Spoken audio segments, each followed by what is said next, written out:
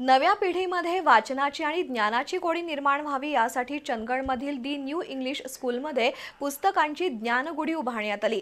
या उपक्रमातून वाचन संस्कृतीला चालना देण्याचा प्रयत्न झाला। गुढीपाडव्यानिमित्त चंदगडमधील दी न्यू इंग्लिश स्कूलमध्ये पुस्तकांची ज्ञानगुढी उभारण्यात आली।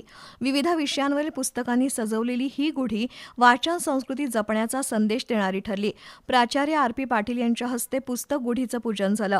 भारतीय संविधानाचं पूजन करून विद्यार्थ्यांना लोकशाही मूल्य, अधिकार आणि कर्तव्यांची जाणीव करून देण्यात आली।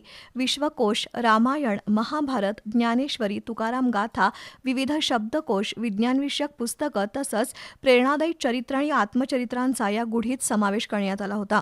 नव्या पिढीमध्ये वाचनाची सवय कमी होत चालली आहे। वाचनामुळे माणूस समृद्ध होतो, व्यक्तिमत्व घडतं असं सांगत प्राचार्य आर.पी. पाटील यांनी वाचनाचं महत्त्व अधोरेखित केलं। या उपक्रमासाठी शिक्षक संजय साबळे, ग्रंथपाल शरद हदगल आणि ओंकार पाटील यांनी विशेष परिश्रम घेतले।